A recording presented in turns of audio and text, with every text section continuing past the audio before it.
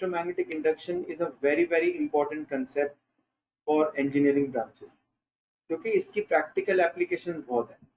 जो आपके electric motor है, नहीं आपने सुना होगा, जनरेटर्स है ना, उन सब के बनाने में जितनी भी इलेक्ट्रिसिटी जनरेशन होती है, बिजली कहीं पे भी बनती है, electricity is important for us, that all relies upon, उसकी जो अंडरस्टैंडिंग है वो इलेक्ट्रोमैग्नेटिक इंडक्शन के ऊपर बेस्ड है, electromagnetic induction. And we have tried to understand what electromagnetic induction is today's lecture. To understand electromagnetic induction in mathematical terms, we have to first understand the meaning of phi b, which is called as magnetic flux. अब ये हम electric flux में पहले कर चुके हैं कि जो फ्लक्स है, जो लेक्चर में वो नहीं बताऊंगा, थोड़ा सा रिकैप करूंगा बस, ठीक है। फिर हम न्यूमेरिकल सॉल्व करेंगे 2-3, दैट इज इट। और अगर आपने लेक्चर नहीं देखा तो लेक्चर जरूर देखना शुरू करो बेटा, क्योंकि we cannot cover up for that in live class. Many things can be explained better in 3 dimensions. And देखना बेटा, ये अगर आपके पास है तो मैग्नेटिक फ्लक्स का मीनिंग पहले हमें समझना पड़ता है। देखो मैग्नेटिक फ्लक्स, अब फ्लक्स वर्ड का मीनिंग मैंने आपको बताया था कि फ्लक्स का मतलब लूजली, फ्लक्स का मतलब होता है फ्लो। तो लेकिन मैथमेटिकली हम इलेक्ट्रिक फ्लक्स कैसे निकालते हैं और मैग्नेटिक फ्लक्स कैसे निकालते हैं। तो इलेक्ट्रिक फ्लक्स का आप याद करो, जैसे एक इलेक्ट्रिक फील्ड है, अगर हमारे पास, नहीं एक इलेक्ट्रिक फील्ड है यूनिफॉर्म, और हमने कोई एरिया रख दिया, मान लो मैं एक रेक्टेंगुलर एरिया ऐसे रख देता हूँ। अब ये जो रेक्टेंगुलर एरिया है, इसको मैंने रखा है इस तरीके से कि ये जो मैग्नेटिक फील्ड लाइंस हैं ये एरिया के साथ नॉर्मल है। समझ में आपको? एरिया तो ऐसे है, मान लो जो आपका एरिया है जो हमने रेक्टेंगल रखा है, ये y एक्सिस है और ये z एक्सिस है, और जो आपकी मैग्नेटिक फील्ड है वो x एक्सिस की डायरेक्शन में, ठीक है। तो अब क्या हो गया, जो मैग्नेटिक फील्ड हो गई वो एरिया के, सॉरी इलेक्ट्रिक फील्ड ली हमने, इलेक्ट्रिक फील्ड एरिया के परपेंडिकुलर हो गई। तो फ्लक्स कैसे निकालते हैं? तो फ्लक्स के लिए हमने ये फॉर्मूला लिखा था E.ds। मैथमेटिकली समझो बस, ये डेफिनेशन मत करो कितनी फील्ड लाइंस कटिंग अक्रॉस, ये नहीं चाहिए होता। ये इलेक्ट्रिक फ्लक्स है, इसको हम फाई या फाई ई से डिनोट कर सकते हैं, ई वेक्टर का फ्लक्स। और ये जो रेक्टेंगुलर एरिया है इसका नाम रख दो एस, तो यहाँ पे भी एस रख। तो इसको हम क्या बोलते हैं, इस टर्म को हम क्या बोलते हैं, ई dot D S, E vector dot product with D S vector, integration of E dot ds over the area S. This is called as surface integral of electric field. तो किसी भी वेक्टर का हम सरफेस इंटीग्रल निकाल सकते हैं, सिर्फ electric field का नहीं। तो अब जो हमने इस चैप्टर में पढ़ा, इसमें हमने क्या नया पढ़ा? अच्छा एक चीज और, इंट्यूटिवली देखो, अगर ये जो आपका रेक्टेंगुलर एरिया मैंने यहाँ पे रखा है, ये ऐसे ना रख के मैं ऐसे रखता, Y X plane, X Y plane के पैरेलल, तो क्या कोई लाइन कट कर रही है इस एरिया? कटिंग तो हो ही नहीं रही है, नहीं? तो अगर मैं यहाँ पे ds वेक्टर लूंगा तो ds वेक्टर ई वेक्टर के परपेंडिकुलर हो जाएगी, ठीक है, और ये जीरो आ जाएगा, फ्लक्स जीरो आ जाएगा। तो चलो, ये तो आपको कटिंग होनी जरूरी है, लाइंस कटिंग अक्रॉस। तो जब ये लाइंस कट कर रही है ऐसे, तब फ्लक्स आएगा। अगर ऐसे कुछ आ गया, एरिया ऐसे है और फील्ड लाइन ऐसे जा रही है, तो ई डॉट डी एस, क्योंकि ई वेक्टर तो उसी तरफ है एक्स के अलाउंग, डी एस वेक्टर हो गया माइनस जेड एक्सिस की डायरेक्शन में, माइनस के क्या, तो E dot D S zero आ जाएगा। तो अगर लाइंस कट नहीं कर रही है एरिया को, तो फिर फ्लक्स नहीं आएगा, फ्लक्स जीरो हो जाएगा। तो अब मैग्नेटिक फ्लक्स की भी वही डेफिनेशन है। अगर मैग्नेटिक फील्ड है कोई भी कहीं पर भी, जैसे ये एक बार मैग्नेट आपने इमेजिन कर लिया, ये एक बार मैग्नेट है, ठीक है, ये एयर में इमेजिन कर लो, सपोज ग्रेविटी नहीं है, हवा में लटकी हुई है, और यहाँ बार मैग्नेट के सामने थोड़ी दूर मैंने कोई एक क्लोज्ड वायर किसी भी शेप की रखी हुई है, नहीं? तो जो बार मैग्नेट की मैग्नेटिक फील्ड लाइंस हैं, अगर ये इसका नॉर्थ पोल है, तो बार मैग्नेट की मैग्नेटिक फील्ड लाइंस क्या कर रही हैं, वो बार मैग्नेट में से निकलकर इस एरिया को क्रॉस कर रही है, तो हम कहेंगे ये जो ग्रीन वाला एरिया है, हम इसके ऊपर मैग्नेटिक फ्लक्स कंप्यूट कर सकते हैं। वी कैन कंप्यूट, देखना, हम इस ग्रीन वाले एरिया के ऊपर कहीं पे भी चले जाएंगे, suppose we go to this small area है ओवर हियर। तो ग्रीन वाले सरफेस के ऊपर हम चले गए और ये हमने यहाँ पे एक छोटा सा एलिमेंट लिया। अब इस एलिमेंट की जो एरिया वेक्टर है, एरिया वेक्टर ds तो आ गई ऐसे, और जो मैग्नेटिक फील्ड आई वो आई ऐसे। इस पॉइंट पे जहाँ पे हमने ds वेक्टर बनाया, इस पॉइंट पे b वेक्टर आया ऐसे।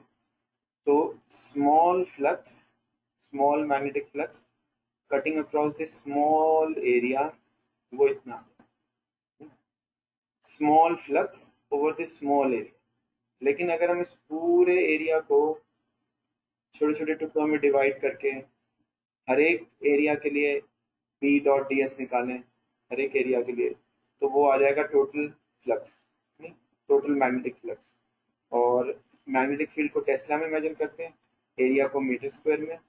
तो 1 tesla metre square is called as the SI unit of magnetic flux. इसको हम शॉर्ट में 1 वेबर बोलते हैं। तो 1 weber, weber is the SI unit of, इसकी तो कोई एसआई यूनिट का नाम नहीं था ना। इलेक्ट्रिक फ्लक्स में हमने क्या लिखा था, ई डॉट डी एस की क्या यूनिट बनेगी, ठीक ना।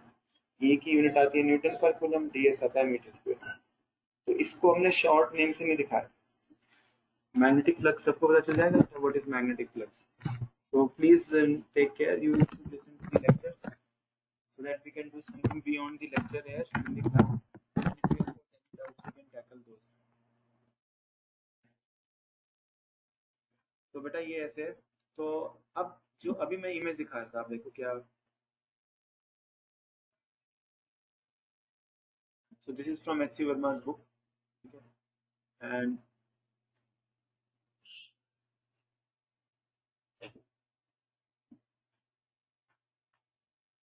इसमें आप देख सकते हो बेटा क्या हो रहा है। बेसिकली तो ये डायग्राम बनाया हुआ है इसमें, ठीक है, ये वाला जो डायग्राम बनाया, तो इस डायग्राम में ये एक मैग्नेट यहाँ पर, this is a magnet over there, ये मैग्नेट यहाँ पे दिख रही है आपको, ये मैग्नेट आपको दिख रही है। तो इस मैग्नेट को जब हम एक जगह पे इमेजिन करते हैं, when you imagine it in one place, ठीक है, लाइक हियर। अगर आप मैग्नेट को स्टेशनरी रखते हो, मूव नहीं करते, इसमें इन्होंने मूव किया है, दिख रहा है आपको एरो, एरो का मतलब इसको मूव कर रहे हैं, और इसमें हम दूर की तरफ मूव कर रहे हैं। तो यहाँ पे इन्होंने ये ऐसे गैल्वेनोमीटर दिखाया, ठीक। तो अगर आप मैग्नेट को स्थिर रखते हो रेस्ट के ऊपर, ठीक, if your magnet is at rest, ठीक है, if your magnet is at rest then the galvanometer reading is 0, मतलब इस सर्कुलर लूप में और इस वायर में से कोई करंट नहीं चल रहा। तो ये कह रहे हैं कि अगर आप मैग्नेट को मूव करना शुरू कर देते हो towards the plane of the coil, ये कॉइल का प्लेन है, इसकी तरफ हम मैग्नेट को मूव करें तो गैल्वेनोमीटर डिफ्लेक्शन दिखाता है, which means कि a current flows through the coil, right? तो अभी हमने आज जो लेक्चर है उसमें यही बताया है कि क्यों हो रहा है, why this is happening, ठीक है। तो अगर यही वाला फिगर बनाए तो ये आपके पास कॉइल है यहाँ पर, ठीक है, समथिंग लाइक दिस, ठीक है, you have the coil like this, somewhat like this, ऐसे कुछ कॉइल रखी हुई है इसमें, नहीं, तो ये आपकी कॉइल रखी है और यहाँ पे गैल्वेनोमीटर, ठीक है, और इसके सामने मैग्नेट रखी हुई है। तो अगर ये मैग्नेट है, ये आपकी मैग्नेट है, इसका नॉर्थ पोल है, ये साउथ पोल है।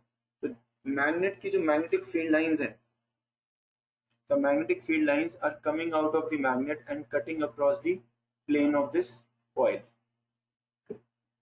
cutting across the plane of this coil, ठीक है। तो जब तक आप मैग्नेट को रेस्ट पर रखते हो और कॉइल भी रेस्ट पर है, ठीक है, तो क्या होगा, क्या कोई मैग्नेटिक फ्लक्स आएगा इस एरिया के साथ associated? Can we say some magnetic flux will be associated with the area of the coil? The answer is yes, because magnetic flux आएगा P डॉट ds और कुछ मैग्नेटिक फ्लक्स आएगा। But this magnetic flux, as long as there is no relative motion, as long as there is no relative motion between the magnet and the coil, the magnetic flux is not changing with time. The magnetic flux is not changing with time. Understood?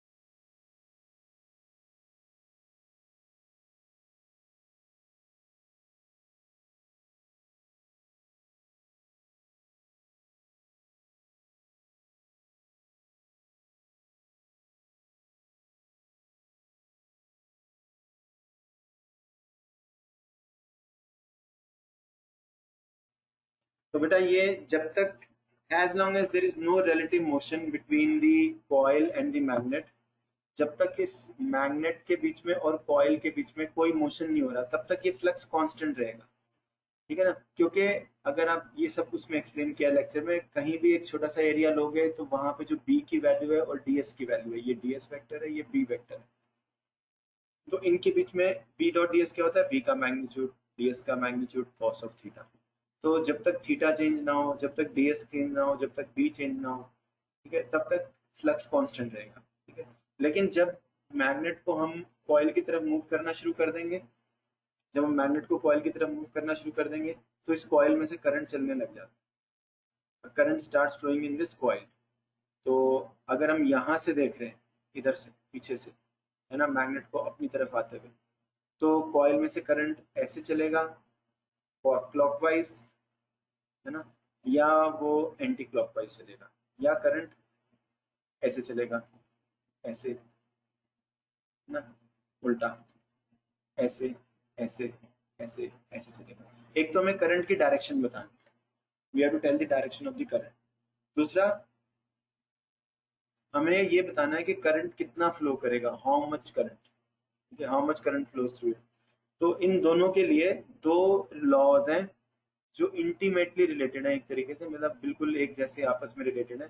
एक तो है Faraday's law of electromagnetic induction, दूसरा कौन सा है जो हमें current की डायरेक्शन समझने में हेल्प करता है, कौन सा लॉ है?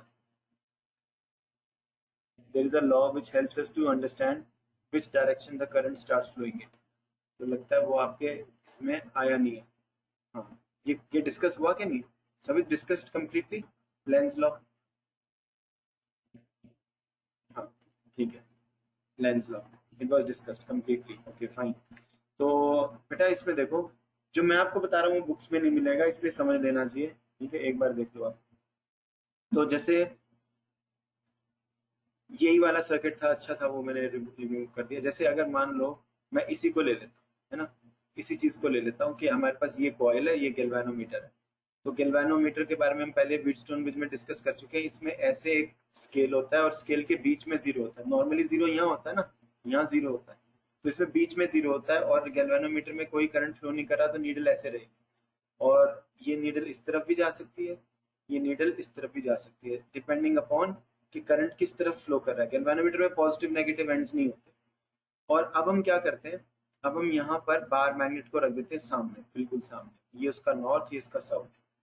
तो हमने आज लेक्चर में यही दो बातें पढ़ी हैं कि अगर आप इस मैग्नेट, पहले आप मुझे ये बताएंगे कि फ्लक्स कैसे कैलकुलेट करते हैं। तो अगर आप मान लो इस मैग्नेट को इस तरफ मूव करते, तो करंट ऐसे फ्लो करेगा यहाँ से देखते हुए, या ऐसे फ्लो करेगा, इस तरफ चलेगा, पीछे से, यहाँ से देख रहे हैं पीछे से, सामने से, ठीक है, तो करंट एंटी क्लॉकवाइज चलेगा, या आप जहाँ से देख रहे हो उस तरफ से क्लॉकवाइज चलेगा। ये बताने का क्या तरीका है, तो उसके लिए हम पहले देखते हैं बेटा कि फ्लक्स कैसे निकालना होता है ना। फ्लक्स निकालने का तरीका क्या है, तो फ्लक्स निकालने से पहले, सबसे पहले तो एक काम करें, हम ऐसे कुछ इमेजिन कर ले इसमें, क्योंकि मुझे 3 डायमेंशन में ये ऐसे, मतलब जो मैग्नेट है, मैग्नेट आ रही है जेड एक्सिस के अलावा, और ये है आपकी एक्स एक्सिस, और ये है आपकी वाई एक्सिस। जो कॉइल है वो एक्स वाई प्लेन में है, coil is in the X Y plane, ऐसे ऐसे इमेजिन करो, समझ में आ रहा होगा आपको। एक्स और मैग्नेट आ रही है एक्स एक्सिस, जेड एक्सिस के ऊपर चलते हुए, ठीक है ना, तो मैग्नेट इस तरफ आ रही है। तो हम क्या करेंगे, सबसे पहले फ्लक्स, मैग्नेटिक फ्लक्स निकालने के लिए, ध्यान से सुनो, मैग्नेटिक फ्लक्स निकालने के लिए सबसे पहले क्या करना होता है, कौन बताए? आप कहोगे बी डॉट डी एस निकालना है ना, आप यही कहोगे ना, मैग्नेटिक फ्लक्स तो बी डॉट डी एस होता है, क्योंकि ये एरिया एस, इस एरिया के ऊपर, एस के ऊपर हमें फ्लक्स निकालना है। लेकिन ये फ्लक्स कैसे निकालना है, उसके लिए सबसे पहला स्टेप क्या है, कोई भी बताए मुझे। सबसे पहला चेक स्टेप है, हाँ, उसके पहले हमें एक पॉजिटिव सेंस चूज करनी होगी। You have to choose a positive sense. Positive sense ये है, अगर आपके हाथ में पेन है तो उसको लेफ्ट हैंड में ट्रांसफर करो, ठीक है, आप उसको लेफ्ट हैंड में ट्रांसफर कर लो। अब हम क्या कर सकते हैं, हम राइट हैंड लेते हैं और उंगलियों को घुमाएंगे, जैसे हम राइट हैंड रूल यूज करते हैं। तो या तो आप उंगलियों को घुमा सकते हो एक्स से वाई की तरफ। अगर आप उंगलियों को एक्स से वाई की तरफ घुमाओगे तो अंगूठा किस तरफ जाएगा, अंगूठा जाएगा z एक्सिस की direction. Take your right hand, curl the fingers of your right hand from x to y, then thumb goes in the direction of z axis. हमने उंगलियों को, राइट हैंड की उंगलियों को ऐसे घुमाया, नहीं यहाँ से, इधर से देख रहे हैं हम, इस तरफ से ये आई है, ठीक है. हमने उंगलियों को ऐसे घुमाया तो अंगूठा आया z एक्सिस के. तो ये वाली जो सेंस है, ये वाली जो सेंस होती है रोटेशन की, ये पॉजिटिव सेंस बन जाएगी, ये पॉजिटिव सेंस बन जाएगी. कोई बात नहीं, बनने दो. अब आप यहाँ पर एक एरिया एलिमेंट लो, इसकी जो एरिया वेक्टर आएगी वो z एक्सिस की डायरेक्शन में आएगी, ये तो सबको पता चल गया. और जो इस बार मैग्नेट से मैग्नेटिक फील्ड लाइन उठी है, इस बार मैग्नेट से एक मैग्नेटिक फील्ड लाइन जाकर ऐसे पास कर रही है, तो मैग्नेटिक फील्ड ऐसे आएगी. तो अगर हम B डॉट ds निकालते हैं तो ये कितना आएगा, B का मैग्नीट्यूड ds का मैग्नीट्यूड, ये दोनों तो पॉजिटिव टर्म है, cos थीटा. तो ये पॉजिटिव आएगा, ये पॉजिटिव आएगा, और ये, क्योंकि ये एंगल अब इसमें थीटा एक्यूट लग रहा है, तो ये भी पॉजिटिव आ जाएगा, तीनों पॉजिटिव आ जाएगा. अब जब हम इस मैग्नेट को थोड़ी सी पास लेकर आएंगे, यहाँ जब मैग्नेट को पास ले आएंगे तो ds तो सेम रहेगा, ये तो चेंज नहीं होगा, वही एरिया एलिमेंट दे रहे. cos थीटा भी पॉजिटिव ही रहेगा, नेगेटिव नहीं बन जाएगा, क्योंकि हो सकता है एंगल थीटा चेंज कर जाए, थोड़ा सा ऐसे हो जाए, लेकिन cos थीटा चेंज हो जाएगा, लेकिन cos थीटा पॉजिटिव रहेगा. लेकिन b का मैग्नीट्यूड बढ़ जाए, पहले था ये फ्लक्स φ1, और अब नया फ्लक्स क्या आ जाएगा, φ1 φ2 विल बी मोर. जब मैग्नेट को पास ले आए तो जो नया फ्लक्स आया वो ज्यादा हो जाएगा थोड़ा सा, तो d∅2 ये पॉजिटिव आएगा, d∅2 will be positive. Magnet को पास लाने से d∅2 पॉजिटिव हो गया, नेगेटिव, चेंज इन फ्लक्स, नया फ्लक्स ज्यादा हो गया, पुराना फ्लक्स. थीटा आप मान लो ज्यादा चेंज नहीं हुआ, थीटा थोड़ा ही चेंज होगा, ऐसे मान लो cos थीटा लगभग सेम रहा, बस पॉजिटिव है. ds तो है ही वो सेम, पहले वाली पोजीशन में जब मैग्नेट पीछे था रेड, और फिर ब्लैक मैग्नेट आ गया. b बढ़ जाएगा तो d∅ क्या है, d∅ बढ़ जाएगा, d∅ विल बी पॉजिटिव. अब d∅ का क्या यूज है, तो अब मैंने आपको बताया था बेटा, Faraday's law of electromagnetic induction. Faraday's law ये कहता है कि जो इंड्यूस्ड ईएमएफ इस क्लोज्ड पाथ में प्रोड्यूस होगी, इस कॉइल में जो इंड्यूस्ड ईएमएफ प्रोड्यूस होगी, it is rate of change of flux with respect to time. और यहाँ पे माइनस साइन हमने लगाया, ये सब बुक्स में लगा हुआ है, लेकिन एक्सप्लेनेशन कहीं नहीं की हुई माइनस साइन. इसका मतलब क्या, इसको कैसे पढ़ना है, पहले पढ़ने का method, the induced EMF produced in a coil, the induced EMF produced in a coil or a closed circuit, the induced EMF produced in a coil. पहली बात, induced EMF कब प्रोड्यूस होगी, जब फ्लक्स चेंज करेगा, नहीं, अगर flux time के साथ कांस्टेंट है फिर इंड्यूस्ड ईएमएफ नहीं आएगी, ठीक है.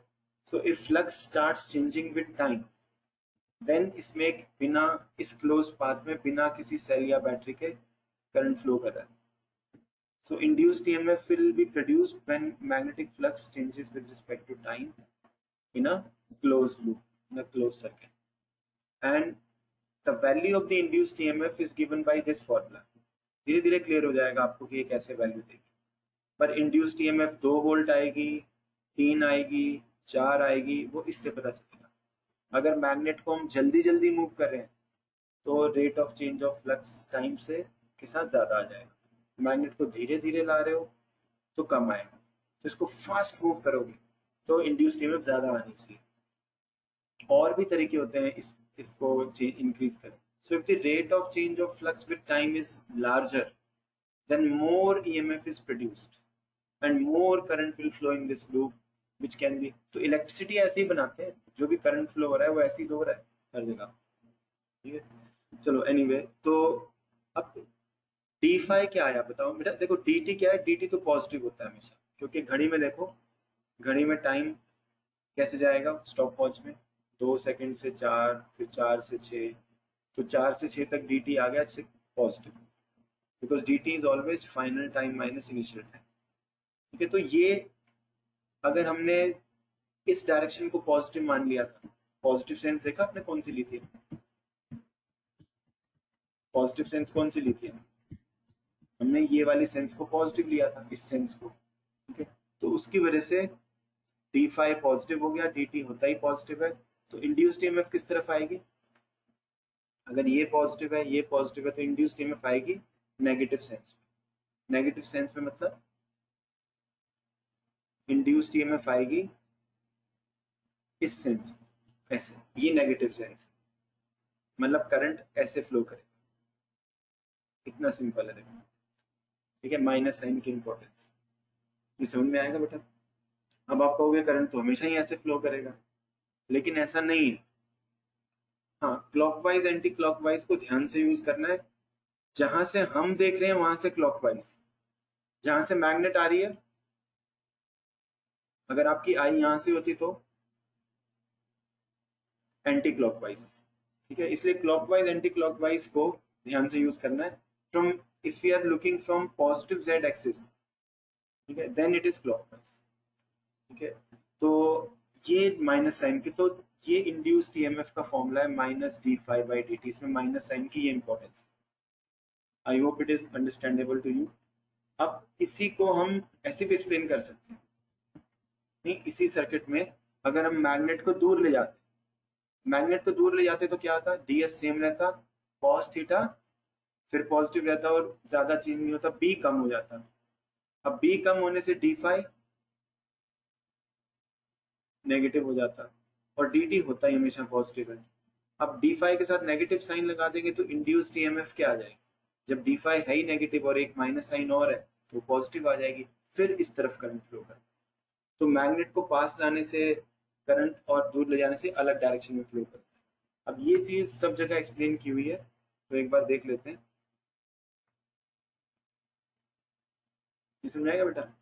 Faraday's law of electromagnetic induction, ठीक है। तो according to the Faraday's law of electromagnetic induction, ठीक है। तो अब ये ना, इसमें बस वही ds वेक्टर की डायरेक्शन चूज करने की बात है। चलो एनीवे, और क्वेश्चन अगर हम करते हैं तो ये आएगा आपके पास ऐसे है।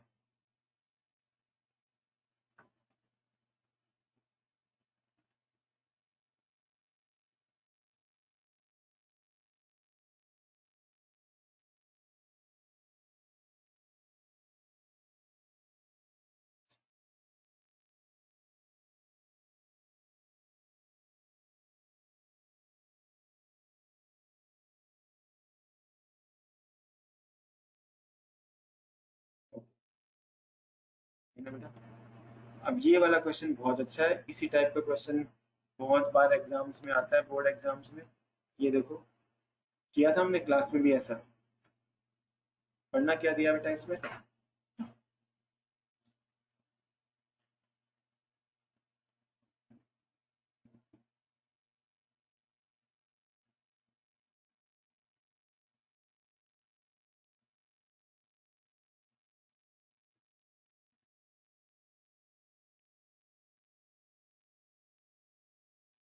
चलो अब पढ़ लो, पढ़ा जा रहा होगा आपसे। Figure shows a conducting loop along straight wire. Current increases continuously. ये जो वायर है ये लॉन्ग स्ट्रेट वायर,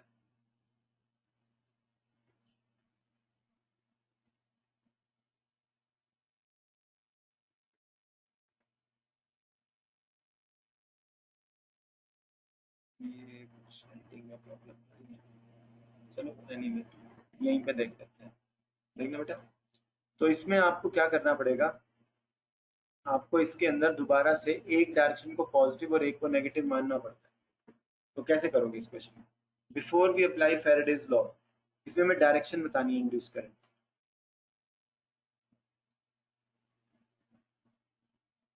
चलो आप इसमें से देखो बेटा एक बार, है ना, ये at times it does not zoom properly.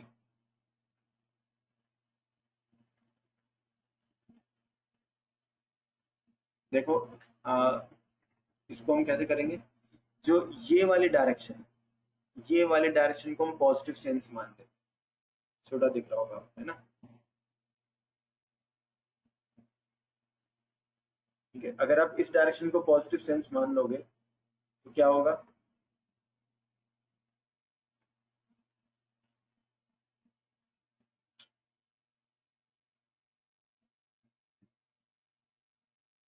एक सेकेंड, ये कई बार स्टक हो जाता है ना, मैं ऐसे ही बना देता हूँ। At times these softwares they get stuck. देखो ये आपको दिया हुआ था उस क्वेश्चन में जो अभी अभी हम देख रहे थे एच सी वर्मा की बुक में से, तो it was given like this. Yes, ये एक वायर है, इसमें से ये लॉन्ग वायर है, यहाँ पे 3 डैश लगाने चाहिए लॉन्ग वायर में, और यहाँ पर एक रेक्टेंगुलर वायर रखी हुई है। अब इसमें जो करंट फ्लो कर रहा है ये टाइम के साथ पहले कम था, फिर बढ़ गया, फिर बढ़ गया, फिर बढ़ गया, फिर बढ़ गया। Suppose it goes on increasing. तो अगर मैं इस लूप का नाम रख लूँ ए बी सी डी, तो अब जब हम यहाँ से देख रहे हैं आगे से देखते हुए हमें बताना है कि करंट करंट डी से सी, सी से बी, बी से ए जाएगा, या करंट बी से सी, सी से डी, ऐसे उल्टा चलेगा। करंट कैसे चलेगा ये बताना है, बताओगे? देखो फर्स्ट स्टेप क्या था, अपने पेन को लेफ्ट हैंड में ले जाओ और राइट हैंड रूल लगा के पॉजिटिव सेंस चूज करो। तो राइट हैंड, हम अपने राइट हैंड की फिंगर्स को, उंगलियों को ए से बी तक भी कर्ल कर, ए से बी, बी से सी भी घुमा सकते हैं, और उल्टा भी घुमा सकते हैं, डी से सी, सी से बी भी घुमा सकते हैं। तो मैं क्या कर रहा हूँ, अभी मैं ए से बी, बी से सी, इस तरीके से अपने राइट हैंड की फिंगर्स को घुमाऊं। घुमा दोगे आप?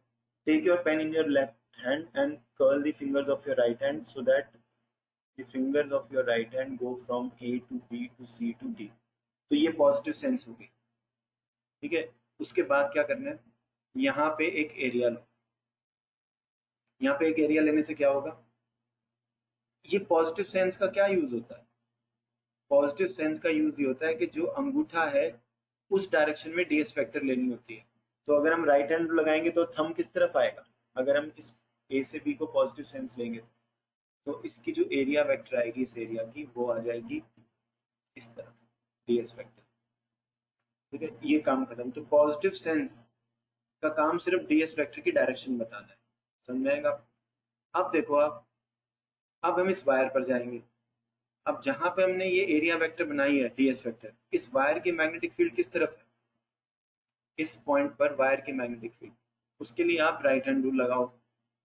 तो अब आप फिर से अपने पेन को लेफ्ट हैंड में ट्रांसफर करके, अब आपको ये जो स्ट्रेट वायर है जिसमें से करंट बढ़ रहा है, इसको पकड़ना है अपने हाथ में और अंगूठे को करंट की डायरेक्शन में रखना है। तो उंगलियां कैसे जाएंगी, if you hold the long straight wire in your right hand keeping your thumb in the direction, तो आपकी उंगलियां दे गो इनवर्ड्स, ऐसे जाएंगी, ये बी वेक्टर की डायरेक्शन है। अब हम स्मॉल फ्लक्स निकालते हैं, B dot D S, B D S cos of phi, ठीक है। तो पहले हम t1 टाइम पे निकालते हैं फ्लक्स।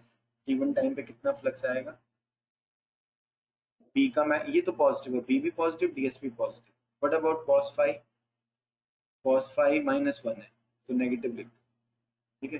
तो ये फाइव वन क्या हो गया, नेगेटिव।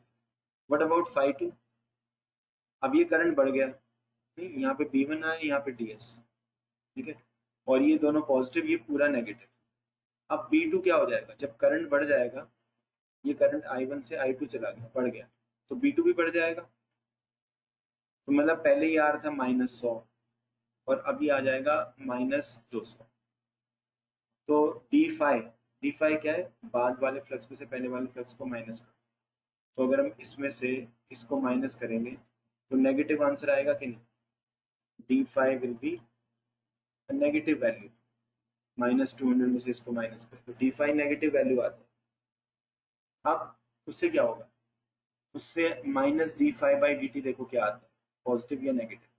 तो डी टी तो हमेशा पॉजिटिव होता है और डी फाई नेगेटिव आ रहा है, तो इस माइनस के साथ मिलके ये इंड्यूस्ड ईएमएफ पूरी की पूरी पॉजिटिव हो जाएगी। पॉजिटिव का मतलब जो हमने सेंस दिखाई है, इंड्यूस्ड करंट और इंड्यूस्ड ईएमएफ पॉजिटिव होने का मतलब इंड्यूस्ड करंट पॉजिटिव सेंस में फ्लो करे। तो अगर ये करंट टाइम के साथ बढ़ना शुरू हो जाए तो करंट ए से बी से सी से डी जाए। क्लियर है?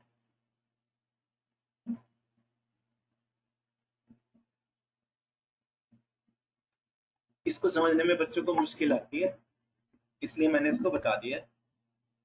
ज्यादातर लोग इसको ऐसे करते हैं, आपको लगेगा ये ज्यादा इजी है, दोबारा से वही प्रॉब्लम है, current goes on increasing with time. तो सबसे अच्छा तरीका क्या है, देखो सबसे अच्छा तरीका यह है कि हम यहाँ पर एक एरिया एलिमेंट लेंगे, हम देखेंगे इसकी मैग्नेटिक फील्ड तो ऐसे आ रही है, और जब ये करंट बढ़ रहा है तो मैग्नेटिक फील्ड भी बढ़ रही है, नहीं? जो इस करंट के बढ़ने से कौन सी मैग्नेटिक फील्ड बढ़ी, गोइंग इन वाली। इस करंट के बढ़ने से कौन सी मैग्नेटिक फील्ड बढ़ी, which goes into the plane. तो इसमें से करंट कैसे चलेगा, इसमें से करंट कैसे चलेगा, वो मैग्नेटिक फील्ड अंदर की तरफ लाएगा या बाहर की तरफ। इसमें से करंट ऐसे चलना चाहिए कि इस करंट की मैग्नेटिक फील्ड बाहर की तरफ आए, तभी वो मैग्नेटिक फील्ड काउंटर बैलेंस हो। जैसे वो होता है ना बेटा, क्या बोलते हैं, इक्विलिब्रियम, केमिकल इक्विलिब्रियम में कौन सा होता है, ली शैटलर्स प्रिंसिपल। जब हम बैलेंस को डिस्टर्ब करेंगे तो केमिकल रिएक्शन ऐसे शिफ्ट होता है कि वो इक्विलिब्रियम की तरफ जाए। अब मान लो ये करंट कांस्टेंट है तो इक्विलिब्रियम है, जब तक ये करंट कांस्टेंट है, जब तक ये करंट बढ़ नहीं रहा, कांस्टेंट है, तो इसमें फ्लक्स मान लो 100 है। अब मान लो आपने अचानक से इस करंट को इंक्रीज कर दिया तो फ्लक्स हो गया 102। तो इसमें करंट कैसे आएगा, इसमें करंट ऐसे आएगा, वो फ्लक्स को वापस 100 की तरफ ले जाने की कोशिश करेगा, तो वो मैग्नेटिक फील्ड ऐसे आनी चाहिए। अब इसमें मैग्नेटिक फील्ड ऐसे लाने के लिए करंट को राइट हैंड रूल से ऐसे ले जाना पड़ेगा, तब मैग्नेटिक फील्ड ऐसे आएगी। तो आमतौर पे हम ये पॉजिटिव सेंस चूज करना, डी फाई का साइन देखना, ये सब नहीं करते, आमतौर पे हम इंट्यूटिवली वैसे ही आंसर कर देते हैं। क्लियर है बेटा? तो this was one discussion which I wanted to make with you. कई सारे लोग अभी भी कह रहे होंगे सर मेरे को ये वाला नहीं पता चला, सेकंड फर्स्ट मुश्किल है, वो तो पता चल गया होगा, मैं हर साल पढ़ाता हूँ ना, अब ऐसे ले लो और ये सर्कल ले लो। अब आप मुझे बताना, मान लो इसमें से जो करंट है वो टाइम के साथ कम होता जा रहा है, becoming lesser and lesser, and both these are present in the same plane. आपकी जो नोटबुक है उसके प्लेन में ये सर्कुलर कॉइल है और ये लॉन्ग स्ट्रेट वायर भी है। अब आप मुझे बताओ, if the current in this wire starts falling down with time, तो इसमें जो करंट है वो ऐसे चलना चाहिए या ऐसे चलना चाहिए। कई लोगों को तो लग रहा हो कोई चेंज ही नहीं है, और बीम खोल के देखो पता चलेगा, ठीक है। कई लोग ऐसे भी करंट को दिखा देंगे ये गलत है क्योंकि ये ऐसे जा रही है ठीक है। तो from my side Gautam, I wish I could see your side. Okay, ठीक है, हाँ मतलब looking into your screen, you are absolutely right. तो अगर ये वेरी नाइस बेटे, तो ये करंट जो है ये आपका कम हो रहा है, ठीक है। तो इसमें अब इंट्यूटिवली हम करेंगे, देखो पहले आप इस करंट की मैग्नेटिक फील्ड देखो, इसको कैसे क्रॉस कर रही है, magnetic field of the lower current, magnetic field of the wire कैसे आ रही है, इस तरफ है, ये इस वायर की मैग्नेटिक फील्ड है, नहीं? आप अपने पेन को हाँ लेफ्ट हैंड में दे दो और ग्रास्प करो इस लॉन्ग स्ट्रेट वायर को, तो आपकी उंगलियां रिंग के अंदर से बाहर निकल रही है ना, उंगलियां आपकी बाहर की तरफ आ रही है, तो ये तो मैग्नेटिक फील्ड है वायर की वजह से। लेकिन ये मैग्नेटिक फील्ड बढ़ रही है या कम हो रही है, ये तो कम हो रही है, तो कम होती जा रही है। तो इसको करना क्या है, बढ़ाना है। तो इसमें से करंट ऐसे फ्लो करेगा कि मैग्नेटिक फील्ड बढ़ जाए दोबारा से, नहीं यहाँ से यहाँ आए। तो वो जब जब करंट ऐसे फ्लो करेगा तभी तो इसकी मैग्नेटिक फील्ड इस तरफ आएगी। तो बस हो गया, इसमें कोई पॉजिटिव नेगेटिव साइन चूज नहीं करनी पड़ी। आ गया बेटा क्लियर? तो आई होप मेरे लेक्चर्स को देखने का बहुत फायदा होता है, आई वुड सजेस्ट कि आप लेक्चर जरूर देखते रहें, बिकॉज दैट विल, आपकी बोरियत कम हो जाएगी और you will be able to understand better, and we can have more holidays that way. I'm telling you, it is a fact. I can relax you much longer. So online gives us a chance to complete the syllabus very quickly, believe me. तो मैं छुट्टियां इसीलिए कर रहा हूँ ताकि everyone will not get bored. चलिए, दो सिंपल सी प्रॉब्लम है, ये आप खुद ही कर देंगे, एच सी वर्मा की बुक से हैं तो सबको करने का भी दिल करेगा। ये देखो करके देखो, अपने आप, मुझे नहीं कराना है, खुद ही करेंगे। A conducting circular loop is placed in a uniform magnetic field with its plane perpendicular to the field. X Y Z axis बनाया करो हमेशा, ठीक है। और मैग्नेटिक फील्ड को एक्स वाई जेड एक्सिस बना ली अपने माइंड में। अब मैग्नेटिक फील्ड को एक्स एक्सिस की डायरेक्शन में मान लो, इसकी फील्ड लाइंस हैं सारी एक्स एक्सिस के पैरेलल जा रही हैं। तो सर्कुलर लूप कैसे रखा हुआ है, मैग्नेटिक फील्ड के, उसका प्लेन मैग्नेटिक फील्ड के परपेंडिकुलर है, ठीक है। ओके, सोचो सोचो कैसी फिगर बनेगी। Take your time and think about it.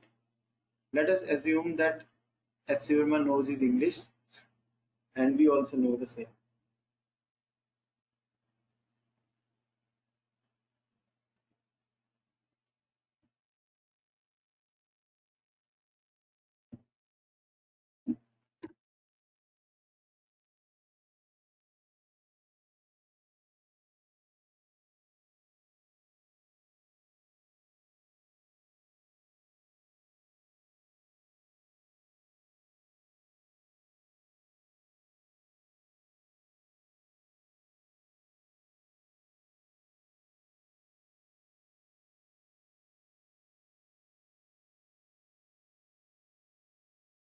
समझ में आ गई बेटा आपको figure?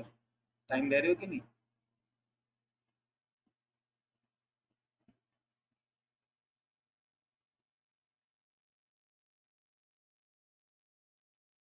Conducting circular loop is placed in a uniform magnetic field this with its plane perpendicular to the field. नहीं, तो फील्ड भी बना देते हैं, बना दे फील्ड। फील्ड ऐसे एक्स एक्सिस की direction, field is in the direction of x axis. अगर मैं सर्कुलर लूप को ऐसे रखूं तो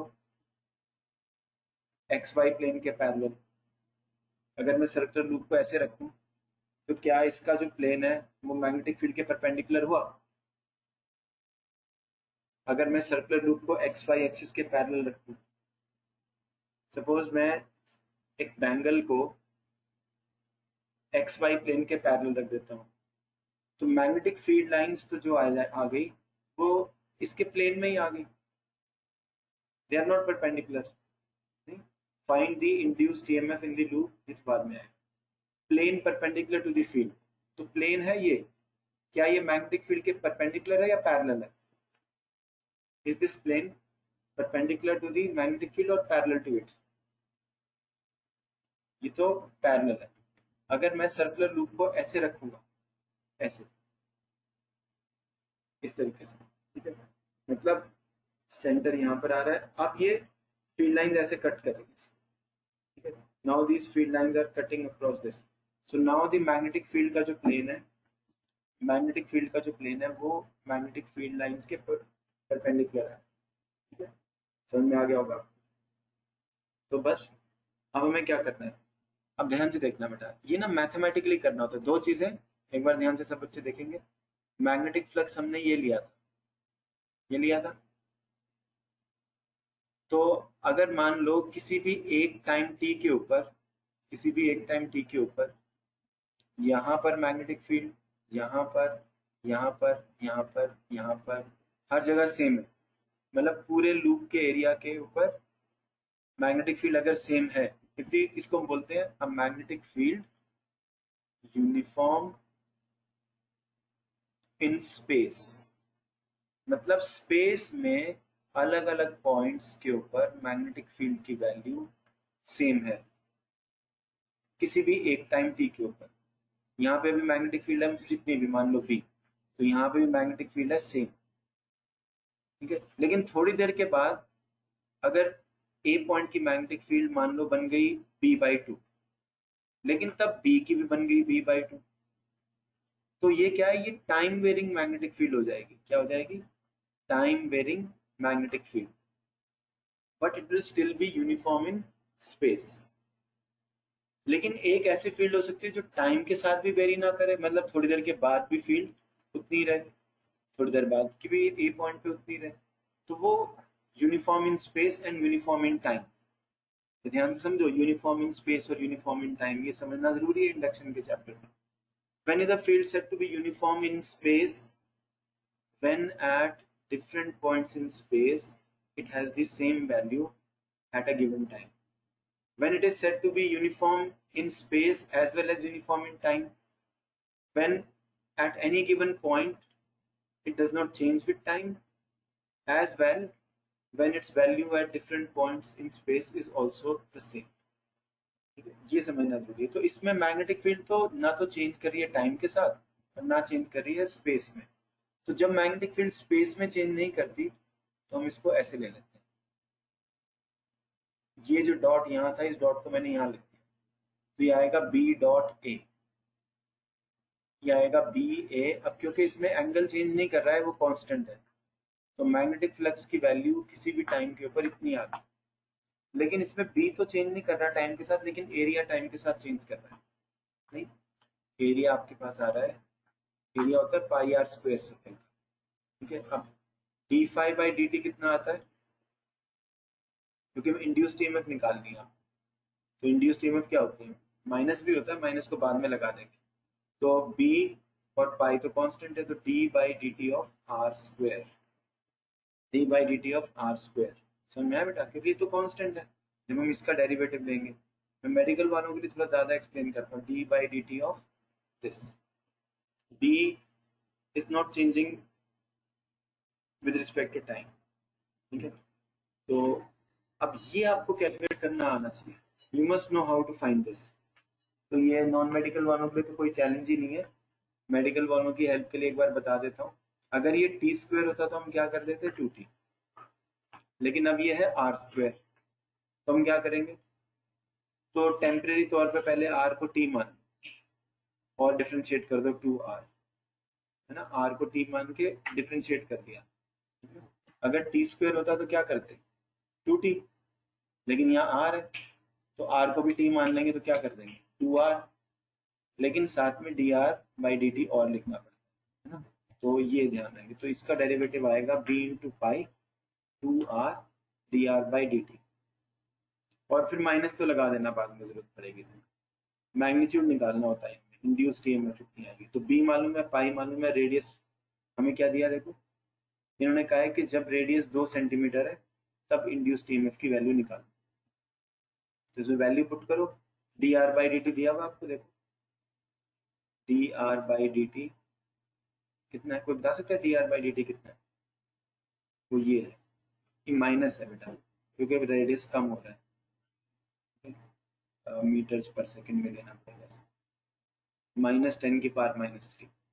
चलो इसको माइनस लेंगे, अब यहाँ पे माइनस लगाना फ्रूटफुल लगेगा आपको, क्योंकि ये इंड्यूस्ड ईएमएफ का मैग्नीट्यूड आ जाए। और ये अब आप लोग सोच सकते हो कि इसमें इंड्यूस्ड करंट कैसे फ्लो करेगा। अगर हम यहाँ से देख रहे थे, किस डायरेक्शन में इंड्यूस्ड करंट आएगा, क्योंकि इस तरफ वाली फील्ड कम हो रही है, इस तरफ वाली, तो राइट हैंड रूल से करंट ऐसे फ्लो करेगा, तब इस तरफ वाली फील्ड सपोर्ट होगी, उसको सपोर्ट मिलेगी। ठीक है, चलो ठीक है, थैंक यू।